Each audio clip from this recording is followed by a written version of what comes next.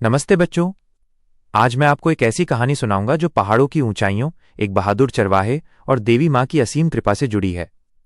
यह कहानी है हिमाचल प्रदेश के बिलासपुर जिले में स्थित प्रसिद्ध श्री नैना देवी मंदिर की। तो चलिए अपनी कल्पना के घोड़ों पर सवार हो जाइए और चलते हैं शिवालिक की पहाड़ियों में। एक पहाड़ियों का वो नन्हा चरवाहा। बहुत समय पहले की बात है। उन सुंदर पहाड़ियों में नैना नाम का एक लड़का रहता था। वो अपनी गायों को चराने के लिए रोज ऊंची पहाड़ियों पर ले जाता था। वो बहुत ही सीधा साधा और नेक दिल का बच्चा था। एक दिन नैना ने एक अजीब बात देखी। उसकी एक सफेद गाय, जो बहुत दूध देती थी, एक पीपल के पेड़ के नीचे खड़ी हो जाती और उसके थनों से अपने आप दूध बहने लगता। वो दूध जमीन के एक खास पत्थर पर गिर रहा था। वो चमत्कारी सपना। नैना यह देखकर हैरान रह गया। उसने कई दिनों तक ये नज़ारा देखा। उसे समझ नहीं आ रहा था कि आखिर ऐसा क्यों हो रहा है। एक रात जब नैना गहरी नींद में सोया था तो उसके सपने में साक्षात देवी माँ प्रकट हुईं। देवी माँ ने मुस्कुराते हुए कहा, नैना, जिस स्थान पर तुम्हारी गाय दूध अर्पित करती है वहां मेरी पिंडी, पवित्र पत्थर स्थित है। मैं चाहती हूं कि तुम वहां मेरा एक मंदिर बनवाओ ताकि लोग मेरी पूजा कर सकें।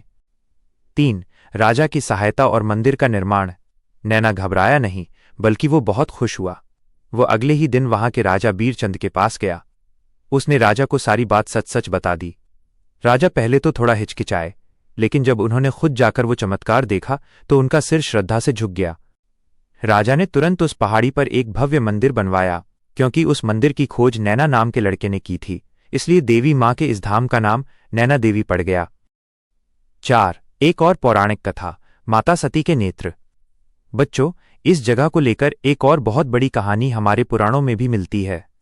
कहा जाता है कि जब भगवान शिव माता सती के पार्थिव शरीर को लेकर पूरे ब्रह्मांड में घूम रहे थे, तब भगवान विष्णु ने अपने सुदर्शन चक्र से माता के शरीर के हिस्से किए थे।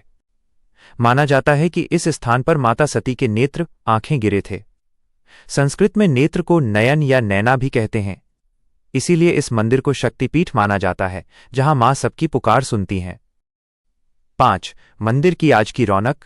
आज अगर आप वहां जाओगे तो आपको पहाड़ियों की चोटी पर सफेद रंग का सुंदर मंदिर दिखेगा। वहां जाने के 2 तरीके हैं। 1. सीढ़ियां। हजारों सीढ़ियां चढ़कर भक्त मां के जयकारे लगाते हुए ऊपर जाते हैं। 2. रोपवे, उड़न खटोला। हवा में लटकती ट्रॉली में बैठकर बादलों के बीच से गुजरना बच्चों को बहुत पसंद आता है। वहां से नीचे देखने पर आपको गोविंद सागर झील का नीला पानी दिखाई देता है, जो किसी जादुई शीशे जैसा लगता है। इस कहानी से हमें क्या सीख मिलती है? श्रद्धा। नैना की तरह अगर हमारा मन साफ हो तो ईश्वर हमें रास्ता जरूर दिखाते हैं। प्रकृति का प्रेम। ये मंदिर हमें सिखाता है कि पहाड़ों और पेड़ों में भी शक्ति और ईश्वर का वास होता है। तो बच्चों, अगली बार जब आप पहाड़ों की सैर पर जाएं तो नैना देवी माँ और उस नन्हे चरवाहे की कहानी को याद रखिएगा।